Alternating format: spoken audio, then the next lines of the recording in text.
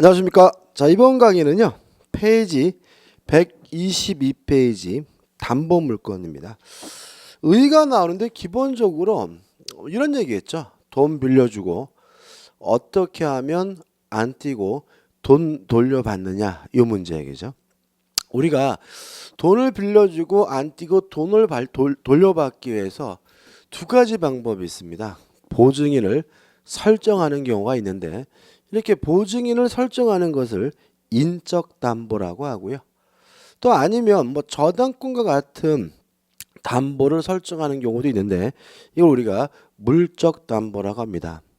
다행히 인적 담보, 인적 보증은 시험 범위가 아니에요. 얼마나 다행인지 몰라요. 그게 좀 복잡하고 좀 어렵거든요. 우리는 물적 담보, 담보 물건만 시험 범위가 되는 거죠. 그다음 2번 담보 물건의 특성해 가지고 통유성이란 말이 나옵니다. 자, 이런 얘기죠. 을이 갑에게요 1억을 빌려줬어요. 그러면 1억을 달라고 요구할 수 있는 뭘 갖게 되죠? 채권을 가지게 되는 거죠. 그리고 이걸 담보하기 위해서 갑소유 A 부동산에다가 예를 들어서 저당권을 설정했다라고 한다면, 을은 채권과 저당권 두 개의 권리를 갖게 되는 거죠. 여기서 한번 생각해 볼 것은, 저당권을 설정하지 않아도 돈은 빌려줄 수 있어요. 채권이 성립될 수는 있죠. 다만 역으로 채권이 없다면 저당권을 설정할 수는 없는 겁니다. 그죠? 돈도 안 빌려주고 뭐하러 저당권 설정하겠어요.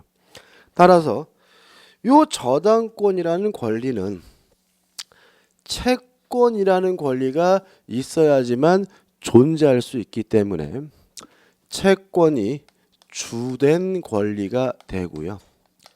저당권은 종된 권리가 됩니다.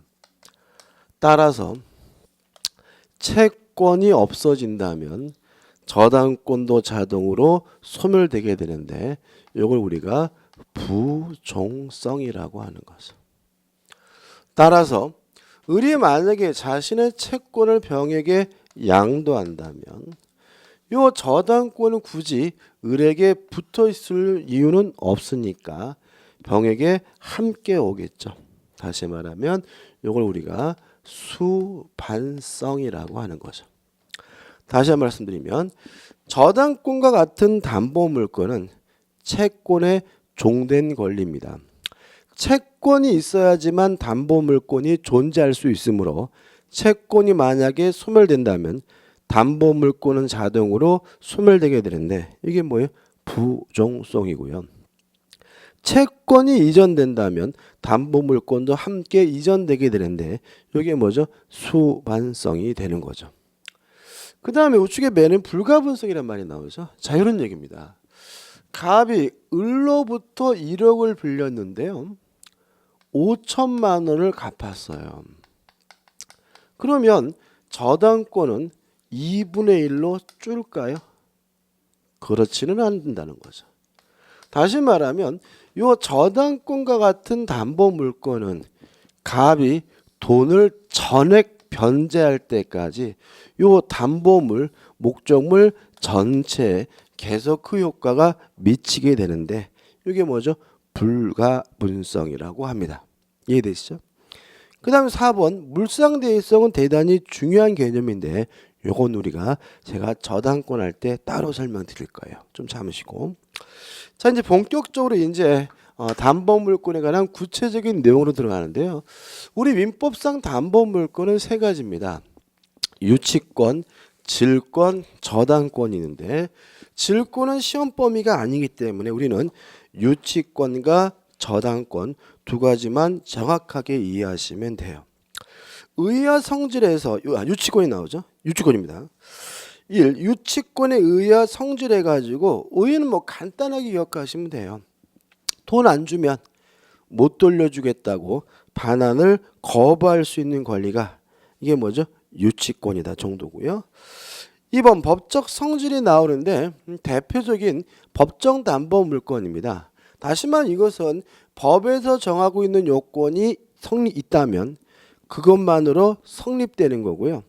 당사자 간의 설정 계약이나 등기가 필요한 것은 아닌 거죠. 다시 말하면 요건만 갖추면 당연히 성립되는 약정 담보 물권이 아닌 법정 담보 물권이라는 거 주의하시기 바라고요. 넘겨보시면 이제 2번 유치권의 성립 요건 해가지고 320조가 나옵니다. 자, 이것을 자세히 볼 거예요. 자, 320조 볼게요. 1항 타인의 물건 또는 유가증권이에요.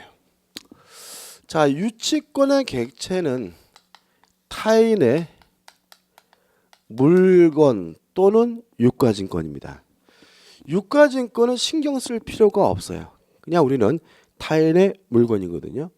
따라서 유치권의 객체는 물건이라고 되어 있으므로 결과적으로 동산에 대해서도 유치권이 성립될 수도 있고요. 부동산에 대해서도 유치권이 성립될 수가 있는 거죠. 그래서 과거에 시험 문제가 아주 쉽게 나올 때는 유치권의 객체는 부동산이 될 수 없다라는 문제도 나왔지만 지금은 그렇게 내지는 않습니다. 유치권은 동산에도 성립될 수 있고 부동산에도 성립될 수가 있습니다. 왜냐하면 유치권의 객체는 물건이기 때문에. 두 번째, 유치권의 목적인 물건은 반드시 타인의 소유이어야 해요. 따라서 만약에 자신이 소유하고 있는 물건에 대해서는 유치권 행사할 수가 없기 때문에 각종 매수 청구권을 이유로 해서는 유치권이 성립될 수가 없습니다. 지상물 매수 청구권, 부속물 매수 청구권이죠. 자, 매수 청구권이라는 게 뭐예요? 내 건데 사란 얘기죠. 누구 거예요? 내 거예요. 다시 말하면 유치권의 객체는 반드시 뭐여야 됩니까? 타인의 소유여야 합니다. 따라서 내 건데 사라는 형태의 지상물 매수 청구권이나 부속물 매수 청구권 이유로는 무엇이 성립될 수 없어요? 유치권이 성립될 수 없다는 거 꼭 기억해 두시기 바랍니다. 물건 또는 유가증권은 뭐예요? 점유한 자죠. 유치권이 성립되려면 반드시 그 물건을 뭐하고 있어야 되냐면 점유하고 있어야 됩니다. 따라서 점유하고만 있으면 유치권이 성립되기 때문에 등기는 필요 없다는 거 우리가 알 수 있고요. 점유만 하고 있다면 유치권이 성립되고요. 그 점유의 종류는 불문하기 때문에 직접 점유든 간접 점유든 묻지는 않아요.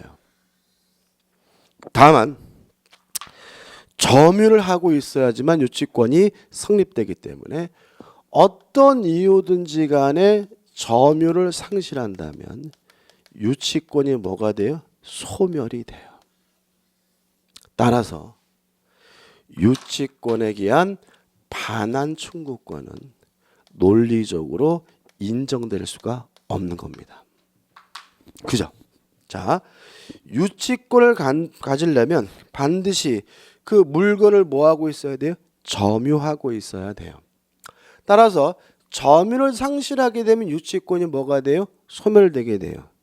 따라서 유치권을 이유로는 반환 청구할 수는 없는 거예요. 왜요? 점유를 상실했으니까. 그죠? 다시 말하면 반환 청구라는 말은 누가 내 물건을 가져갔을 때 돌려달라고 요구하는 것이 뭐예요? 반환 청구권이잖아요. 근데 유치권은 점유를 상실하면 유치권이 뭐가 돼요? 소멸되니까 논리적으로는 뭐 할 수 없는 거죠? 반환을 청구할 수가 없는 거죠. 다시 말하면 유치권에 기한 반환 청구권은 뭐 되지 않아요? 인정되지 않습니다.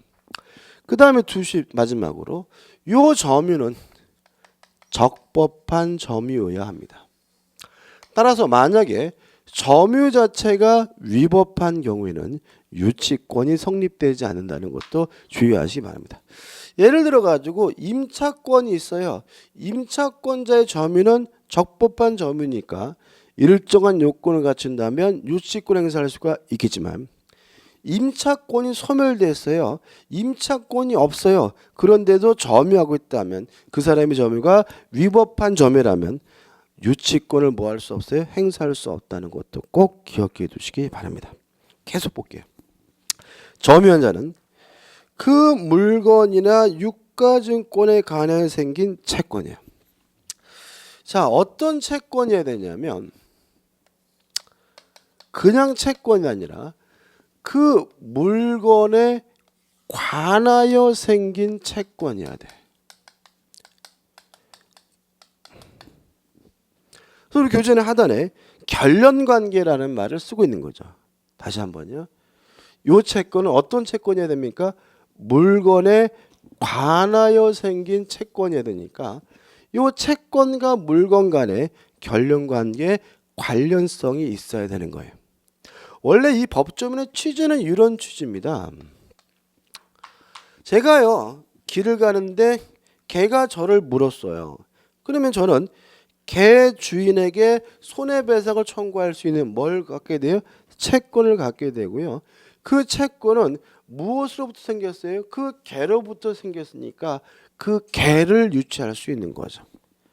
그 소유자에게 채권이 있다는 이유로 그 집에 들어가서 그 집에 있는 뭐 TV나 그 집에 있는 뭐 금송아지 이런 것들은 뭐 할 수 없는 거예요? 유치할 수는 없는 거예요. 다시 말하면 개가 물었으면 개를 유치할 수 있다.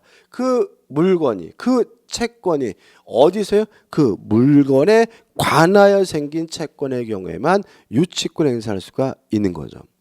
따라서 그 물건을 수리해서 청구하는 필요비나 또는 개량해서 청구하는 유익비나 또는 신축 공사 대금 같은 것은 그 목적물에 관하여 생긴 채권이니까 당연히 뭘 행사할 수 있겠어요? 유치권 행사할 수가 있겠지만 보증금이다, 권리금이다 또는 매매대금이다 라고 하는 것들은 그 물건에 관하여 생긴 채권이 아니라 임대차나 매매 같은 쌍무계약으로부터 발생한 채권이기 때문에 뭘 행사할 수 없는 거예요? 유치권을 행사할 수가 없는 거예요. 생각해 볼게요. 이게 이해가 안 될 수가 있거든요. 자, 갑이 소유하고 있는 건물에 대해서 을이 임대차 계약을 했고요. 임차 보증금을 을이 얼마를 줬냐면 1억 원을 줬어요. 그리고 을이 갑의 건물을 사용 수익하는 과정에서 수리해서 필요비를 지출했고요. 개량해서 유익비를 지출했는데 예를 들어서 3천만 원을 지급했어요. 그러면 요 필요비 유익비는 그 목적 건물을 수리하고 그 목적 건물을 개량한 것이니까 목적물에 관해 생긴 채권이므로 3천만 원에 대해서는 뭘 행사할 수 있는 거죠? 유치권 행사할 수가 있는 거죠. 근데 임대차 보증금은 목적물에 관해 생긴 채권이 아니라 임대차라는 쌍무 계약으로부터 발생한 채권이기 때문에 유치권 행사할 수가 없다는 얘기잖아요. 매매대금도 마찬가지인 거고요. 뭔 소리냐? 이런 얘기죠. 자, 임대차 계약을 하면서요. 예를 들어서 보증금을 500만 원 이렇게 계약하면 보증금은 500만 원인 거예요. 임대차 계약을 하면서 보증금 1억 그러면 뭐예요? 보증금은 1억이고요. 임대차 계약하면서 보증금 없습니다. 그러면 어떻게 해요? 없는 거예요. 다시 말하면 보증금이 1억인 이유는 갑과 을이 임대차라는 쌍무 계약을 그렇게 체결했기 때문에 1억인 거예요. 다시 말하면 목적물로부터 발생한 채권이 아니라 임대차라는 쌍무 계약으로부터 발생한 채권인 거예요. 매매대금도 마찬가지죠. 1억으로 매매 계약하면 2억, 3억으로 매매 계약하면 뭐예요? 3억. 다시 말하면 1억이고 3억인 것은 그렇게 매매 계약을 했기 때문에 그런 것이지 목적물 자체로부터 발생한 채권은 아닌 겁니다.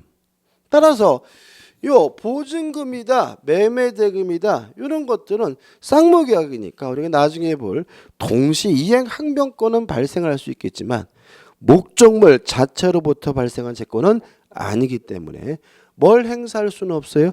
유치권을 행사할 수 없다는 거 꼭 기억해 두시기 바랍니다. 아주 잘 나오죠. 뭐 최근에 계속 매매 대금에 대해서 유치권 행사할 수 없다는 것이 계속 출제되고 있습니다. 그 다음에 계속 보시면 채권이 변제기에 있는 경우,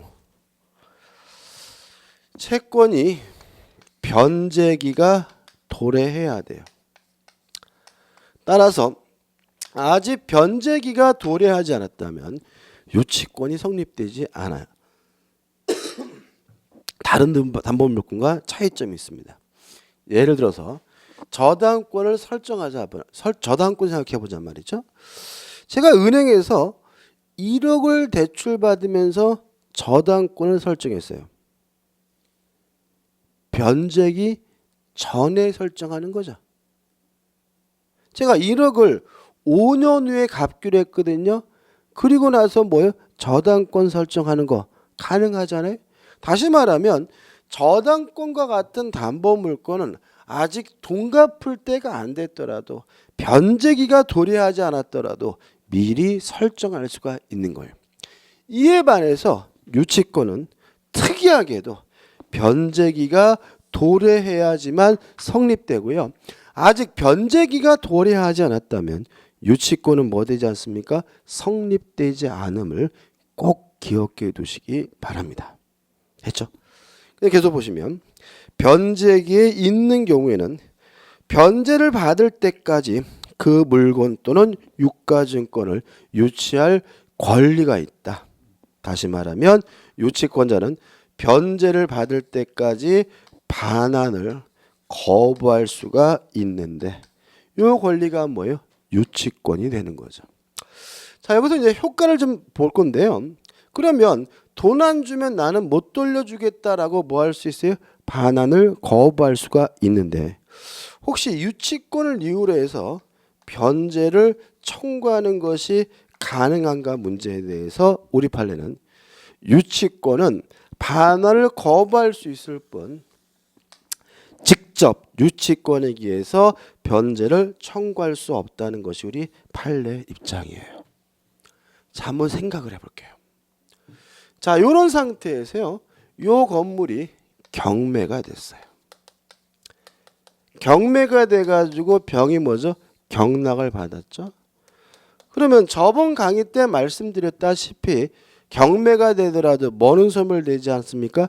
유치권은 소멸되지 않기 때문에 을은 필요비 유익비를 이유로 3천만 원을 이유로 유치권을 가지고 병에게 뭐 할 수 있어요? 대항할 수가 있는 거죠. 그죠? 따라서 을은 3천만 원 안 주면 나는 못 나가겠다라고 뭐 할 수 있는 거예요? 반환을 거부할 수 있는 거예요. 누구한테도요? 경락인에게도. 이해되시죠? 그죠?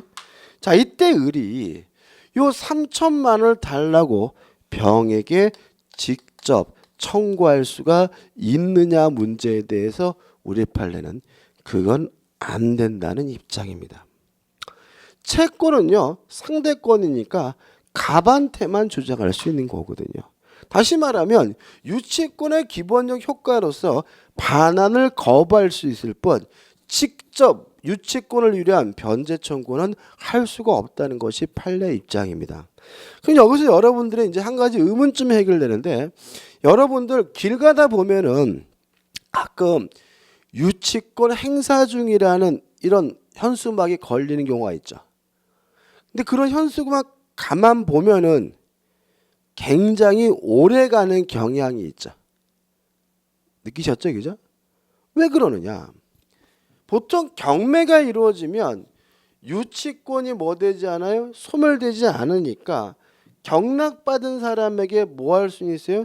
대항할 수 있고 반환을 거부할 수는 있지만 얘한테 돈 달라고 뭐 할 수는 없어요? 직접 청구할 수 없기 때문에 기간이 오래 걸린다는 거예요. 만약에 을이 병한테 직접 돈 달라고 청구할 수 있다면 달라고 하고요. 안 주면 병의 일반 재산에 대해서 뭐 하면 돼요? 강제 집행하면은 시간이 금방 끝나거든요. 근데 우리 민법상 유치권은 뭐 할 수 있을 뿐이에요? 반환을 거부할 수 있을 뿐 직접 달라고 뭐 할 수는 없어요? 청구할 수 없는 권리니까 결과적으로 경락인과 유치권자의 은근과 끈기 싸움이 벌어지게 되고요. 그래서 막 현수막이 막 발에서 막 찢어지도록 계속해서 현수막이 계속 걸려 있는 경우가 많이 발생하게 됨을 주의하시기 바랍니다. 여기까지가 뭐죠? 기본적 내용이고요. 여기서 시험 문제가 대부분 나와요. 교재 보시면 1번 유치권의 목적물 해가지고 우측에 120법 해가지고 적법한 점유가 제가 설명드린 내용이 나와 있고요. 그 다음에 마지막 안 드린 건 뭐예요? 5번 유치권 배제 특약의 부존재란 말이 나와 있는데 유치권은 당사자 간의 특약으로서 뭐 할 수 있어요? 배제할 수 있다 정도만 기억하시면 되겠죠. 그럼 우측 하단에 보시면 유치권의 효력 1. 유치권자의 권리 1번 유치할 권리가 있다. 따라서 기억 인도를 뭐 할 수 있어요? 거절할 수가 있는데 넘기셔서 니은번 제3자에 대한 유치권의 효력에서 A. 대세적 효력이 있다. 무슨 말이죠? 유치권은 물권이기 때문에 세상 모든 사람이 주장할 수 있는 뭐예요? 절대권이라는 거죠. 따라서 유치권은 제3자에게 대항할 수 있고요. 특히 누구한테도 대항할 수 있어요? 경락인에게도 대항할 수 있다. 왜요? 경매가 되더라도 유치권이 뭐 되지는 않아요? 소멸되지는 않으니까요. 근데 박스 밑에 B 재판상 행사라는 말이 나오죠. 자, 그럼 생각해 보자고요. 자, 지금 병은 소유자로서 경락받았고 을은 뭐예요? 유치권자로서 반환을 거부하고 있어요. 그래서 병이 이제 법원에다가 소송을 제기한 거죠. 판사님, 요 건물이 제 건데 이 그지 같은 놈이 안 나갑니다. 요 놈 좀 내보내 주십시오. 라고 소송을 제기하면 판사는 을한테 물어보겠죠. 을한테 물어봤어요. 당신 왜 안 나가 그랬더니 저는 요 필요비 유익비 3천만 원에 대해서 유치권이 있기 때문에 못 나갑니다. 라고 주장을 하면 법원은 어떻게 판결을 하냐면 일단 을은 병에게 요 건물을 반환해라고 판시를 해줘요. 그러면 병의 입장에서 뭐 한 거죠? 승소한 거죠. 그죠? 그걸 끝나는 게 아니라 병도 을에게 3천만 원을 지급하라고 결정을 해줘요.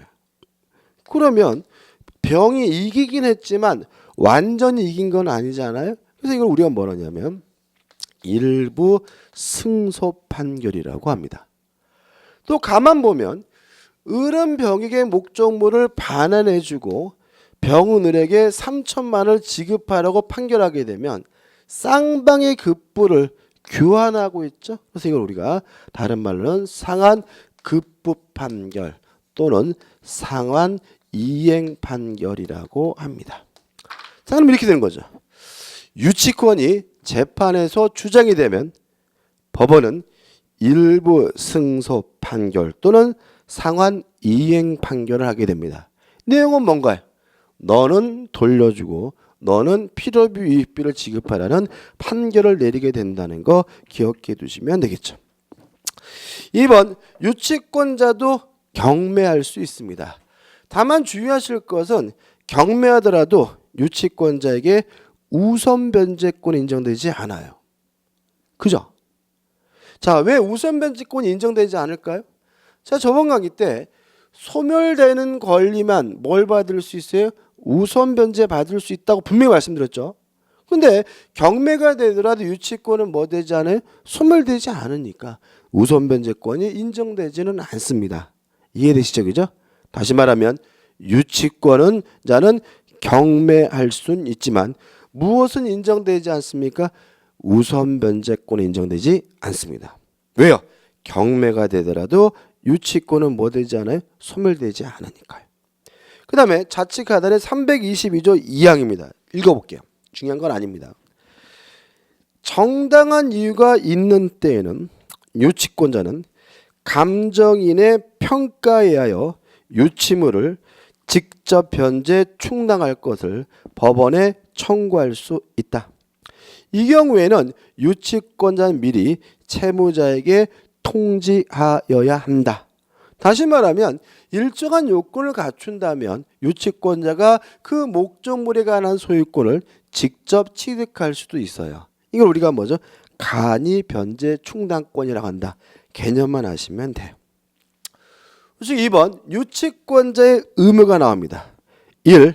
선량한 관리자로서의 주의 의무가 있고요. 2번 사용하지 못합니다. 대여하지 못합니다. 담보 제공하지 못합니다. 다만 유의하실 것은 사용 이렇게 되는 거죠. 정리해 보면 유치권자는 원칙적으로 목적물을 사용할 수는 없습니다. 다만 예외적으로 유치권자가 사용이 가능한 경우가 있는데 두 가지예요. 첫째, 채무자로부터 승낙을 얻든지, 두 번째 또는 보존 행위로서는 사용하는 것이 가능합니다. 자, 일단 밑에 교재 내용은 사용하지 못하니까 사용하다가 걸리면 유치권자는 소멸 청구당하고요. 소멸 청구당하면 유치권은 뭐예요? 즉시 소멸하게 됩니다. 근데 여기서 좀 조심할 게 있다는 거죠. 자, 한번 지어볼게요. 갑이 을과 임대차 계약을 했고 을은 필요비 유익비 3천만을 이유로 유치권 행사하고 있어요. 그러면 을이 요 임차인이 원래 목적대로 계속해서 사용하고 수익할 수가 있느냐? 요 문제에 대해서 우리 판례는 원래 목적대로 사용하고 수익하는 것은 가능하다는 것이 판례 입장입니다. 왜냐하면 임차인 원래 목적대로 사용 수익하는 것은 일종의 보존 행위로 이해합니다. 아마 제 생각엔 판례가 이렇게 이해하는 것 같아요. 우리가 이런 거 있잖아요.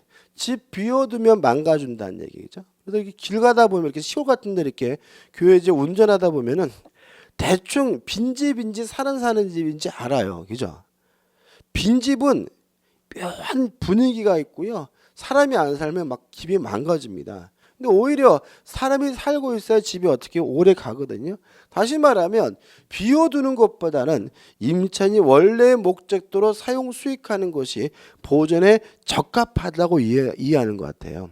따라서 임차인은 유치권을 행사하는 중간 원래 목적대로 뭐 할 수 있어요? 사용 수익할 수가 있습니다. 왜요? 보존 행위로서요. 다만 임차인은 사용 수익한다면 차임은 지급해야 합니다. 만약에 차임을 지급하지 않는다면 그 사용이익은 부당이득으로서 반환을 해줘야 된다는 것이 우리 판례 입장입니다. 이게 중요한 부분이죠. 정리해 볼게요. 유치권자는 원칙적으로 유치 목적물을 사용할 수는 없습니다. 다만 채무자의 승낙이 있거나 보존 행위로서는 유치 목적물을 사용하는 것이 가능하긴 한데, 그럼 임차인이 유치권 행사하는 동안 원래 목적대로 사용 수익할 수 있느냐? 이 문제에 대해서 우리 판례는 임차인이 원래 목적대로 사용 수익하는 것은 일종의 무슨 행위로 이해해요? 보존 행위로 이해하기 때문에 가능하다. 다만 차임은 뭔 해야 돼요? 지급을 해야 되고요. 지급하지 않는다면 부당이득으로서 반환을 해줘야 된다는 것까지 정확하게 이해해 두시기 바랍니다. 근데 마지막으로 만약에 이러한 유치권자의 의무를 위반하게 되면 채무자는 소멸을 청구할 수가 있고요. 요 채무자의 소멸 청구권도 형성권이기 때문에 유치권은 즉시 소멸하게 됩니다. 까지죠. 그래서 우리가 기초 강의이기 때문에 간단하게 본 듯하지만 실제로는 이게 또 유치권의 전부이기도 합니다. 그래서 좀 어렵다라고 생각하실 수가 있는데 어차피 복잡하고 어렵다 하더라도 저하고 여러분하고 시험 볼 때까지 수십 번은 반복해야 될 내용이니까요. 오늘 어떻게 해요? 꼼꼼히 정리해서 내 것으로 만든다면 나중에 좀 구체적인 내용이 들어가더라도 쉽게 접근할 수 있으니까 좀 꼼꼼히 좀 봐두셨으면 좋겠습니다. 자, 이렇게 해서 이제 유치권이 끝났고요. 이제 한 장을 넘겨보시면 28페이지에 뭐가 나오죠? 저당권이 나옵니다. 일단 저당권은 대단히 뭐 하겠습니까? 중요하겠죠. 그죠? 1번 저당권의 의의. 특별한 건 없죠. 설정 계약과 설정 등기람으로써 우선 변제받을 수 있는 전형적 담보 물건이 뭐죠? 저당권이다. 이게 의의. 2번 저당권의 법적 성질에서 1번 우선 변제적 효력이 인정됩니다. 따라서 저당권자에게는 배당 순위가 주어지고요. 등기된 시점을 기준으로 해서 배당 순위가 결정이 되고요. 2번 점유를 수반하지 않는 권리입니다. 따라서 저당권은 뭐만 하면요? 설정 등기만 하면 성립되게 되고요. 3번 담보물건의 공통된 특징인 부종성, 채권이 있어야지만 저당권이 존재할 수 있다. 수반성, 채권이 이전되면 저당권도 쫓아간다. 불가분성, 전액 변제할 때까지 목적물 전부에 그 효과가 미친다. 물상대성 아직 설명 안 드렸죠, 그죠? 을 갖습니다. 2번 저당권에 성립해가지고 1. 설정 계약과 등기람으로써 저당권이 성립되게 되는데 1번 설정 계약의 당사자가 나옵니다. 뭐가 나오죠? 설정 계약의 당사자. 자, 그럼 생각을 좀 해보죠. 을이 갑에게 1억을 빌려줬어요. 채권자죠. 갑은 누구죠? 채무자죠. 그 다음에 저당권 설정 계약은 누구하고 하는 거냐면 저당권자와 저당권 설정자가 하는 거죠. 저당권자와 저당권 설정자가 설정 계약을 하고 등기람으로써 뭐가 성립되는 거죠? 저당권이 성립되는 거죠. 그럼 여기서 좀 생각해 볼 것이 채권자와 저당권자는 같은 사람이어야 합니다. 왜요? 부종성, 수반성 때문에요. 다시 말하면 채권이 있어야지만 저당권이 있을 수 있고요. 채권이 소멸되면 저당권도 뭐가 돼요? 소멸되니까 채권자와 저당권자는 원칙적으로 어떻게 해요? 같은 사람이어야 합니다. 이에 반해서 저당권 설정자는 채무자일 수도 있고 제3자일 수도 있는데 만약에 저당권 설정자가 제3자라면 이 사람은 우리가 물상보증인이라고 합니다. 그래서 이것도 기초니까요. 저당권 설정자에 대해서 꼭 채무자이어야 한다는 생각은 좀 버리세요. 그죠?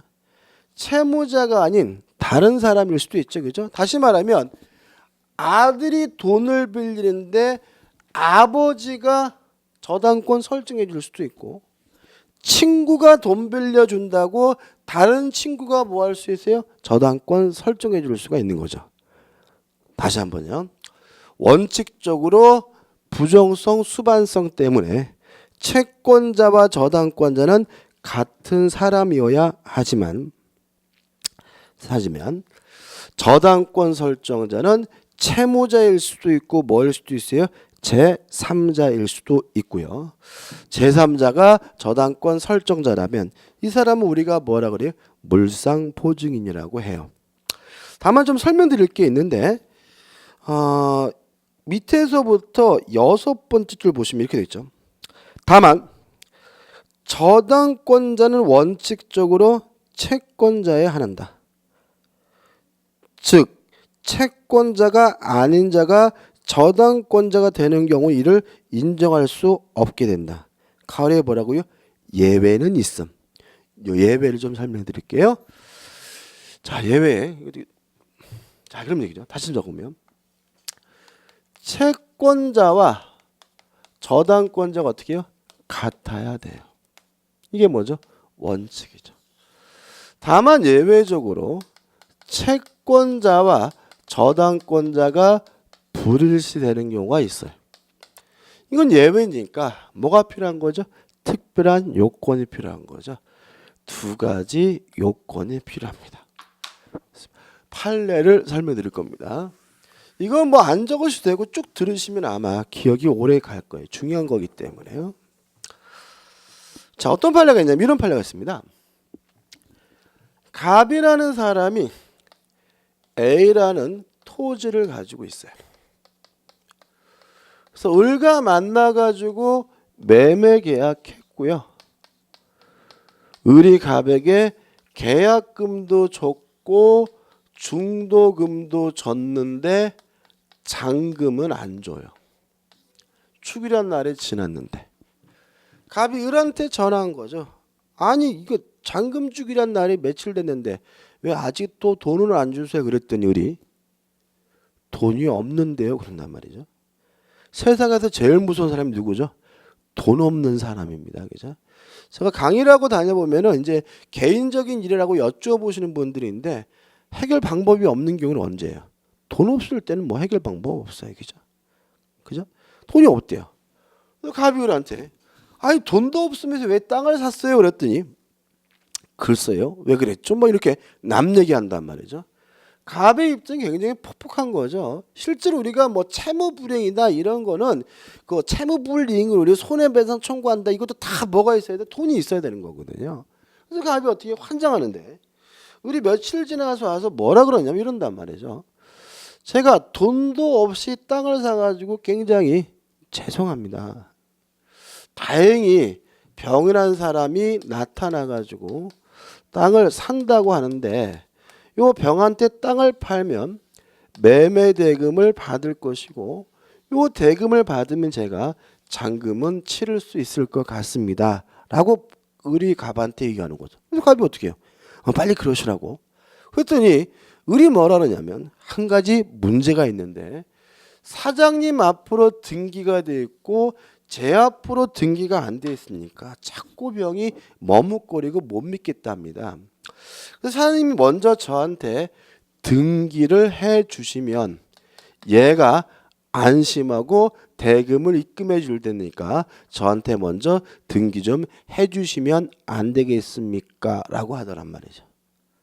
냄새가 나죠. 그죠? 지금 갑은 딜레마입니다. 잔금을 빨리 받고 싶다는 욕심도 있지만 안 받고 먼저 등기를 해줘 버리면 이놈의 병한테 팔아먹고 등기해버리고 도망갈 수도 있는 거잖아요. 그죠? 그래서 갑이 어떻게 해요? 고민을 하면서 집에 와가지고 자신의 와이프인 처한테 이런 얘기를 했어요. 그럼 와이프가 뭐라 그랬어요? 인간아 그 말을 믿니 이러겠죠. 그죠? 그래서 갑이 이제 곰곰이 생각해 보니까 요놈한테 이전 등기를 해주기 전에 먼저 저당권 설정 등기를 해놓고 등기를 해주면 이놈이 잔금 안 주고 도망가 버리면 요 저당권을 근거로 해서 뭐 하면 돼요? 경매하면 되겠죠.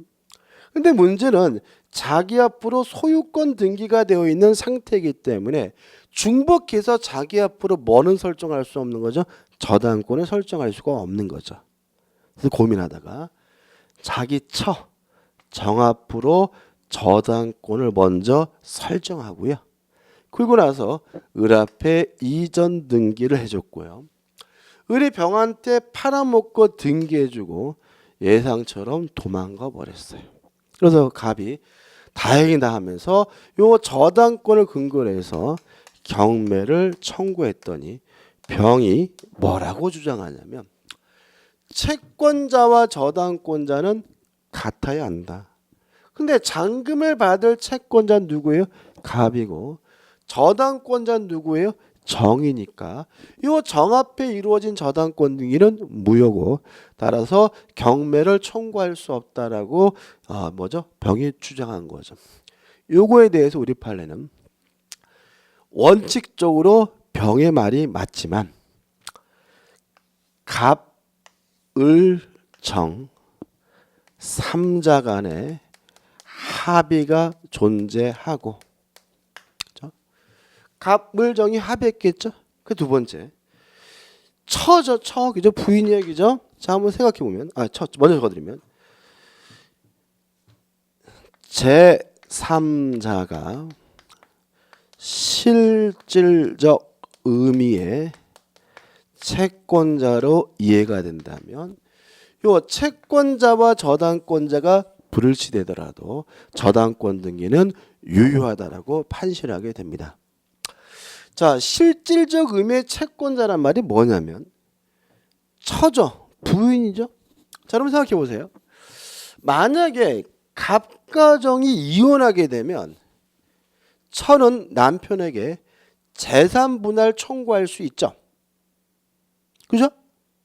재산 분할 청구한다는 말은 내 거 달라는 거예요, 너 거 달라는 얘기예요. 내 거 달라는 얘기죠. 이게 무슨 말이냐면 형식적으로는 남편에게만 등기되어 있고 남편만 소유자인 것처럼 보이지만 실질적으로는 누구도 소유자인 거예요? 저도 소유자인 거죠. 따라서 갑가정이 이혼하게 되면 요 토지에도 누구에게 소유 있고 누구에게도 지분이 있는 거예요? 정에게도 지분이 있으니까 저는 남편에게 뭘 청구할 수 있는 거예요? 재산 분할을 청구할 수 있는 거잖아요. 그럼 생각해 보자고요. 요 잔금을 받을 채권은 형식적으로 누구만요? 갑만 채권자인 것처럼 보이죠. 그렇지만 실질적으로는 누구도 채권자인 거예요? 처도 채권자라는 거죠. 따라서 두 가지 요건을 다 갖췄으니까 저당권 등기는 뭐예요? 유효하고 경매는 적법하다라고 판시하고 있습니다. 그럼 이렇게 정리하시면 됩니다. 부정성, 수반성 때문에 채권자와 저당권자는 원칙적으로 어떻게 해요? 동일해야 됩니다. 따라서 채권자와 저당권자가 불일치되면 원칙적으로 그 저당권 등기는 뭐예요? 무효지만 첫째, 채권자, 채무자, 제3자, 3자 간의 합의가 존재하고 또 실질적으로 제3자를 뭐로 볼 수 있어요? 채권자로 볼 수 있는 경우에는 채권자와 저당권자가 불일치되더라도 다른 말로 하면 제3자 명의의 저당권 등기도 유효할 수 있다라고 기억해 두시고 그래서 우리 교재는 뭐예요? 예외는 있다라고 적혀 있는 거죠. 2번 저당권 뭘 해야 됩니까? 설정 등기를 해야 됩니다. 그죠? 설정 계약과 등기를 해야 저당권이 뭐가 돼요? 성립되게 되고요. 우측에 3번 저당권의 객체가 나오는데 일단 저당권의 객체는 원칙적으로 부동산입니다. 민법에 한정해서 기억하시면 되는데요. 부동산인데 지상권도 저당권의 객체가 될 수 있고요. 전세권도 저당권의 객체가 될 수 있네요. 따라서 저당권의 객체는 부동산과 같은 물건뿐만 아니라 지상권과 전세권과 같은 뭐에도요? 권리에도 설정할 수가 있네요. 따라서 저당권의 객체는 물건이 안 한다. X. 뭐죠? 권리도 그 객체래요. 물건의 객체는 원칙적으로 물건이다라는 말은 맞지만 물건의 객체는 언제나 항상 물건이다. 그럼 뭐예요? X예요. 왜냐하면 저당권과 같은 물건은 물건뿐만 아니라 뭐에 대해서도요? 권리에 대해서도 저당권을 설정할 수 있음을 주의하시기 바랍니다. 4번 저당권을 설정할 수 있는 채권, 피담보 채권. 그러니까 피담보 채권이라는 말도 어려워하시는 분이 많은데 쉽게 말하면 저당권에 의하여 담보되는 채권을 말하고요. 종류에 제한이 없습니다. 따라서 현재 채권이 아닌 미래의 채권이어도 상관이 없고요. 또 불특정, 불확정한 채권이어도 상관이 없고요. 꼭 굳이 금전 채권일 필요는 없습니다. 다시 말하면 비금전 채권이라 하더라도 가격을 기재할 수 있다면 그것만으로도 저당권 설정이 가능하다는 거 꼭 기억해 두시기 바랍니다. 자, 이번 강의 여기까지 하고요. 다음 강의 때 이어서 들어가도록 하겠습니다. 감사합니다.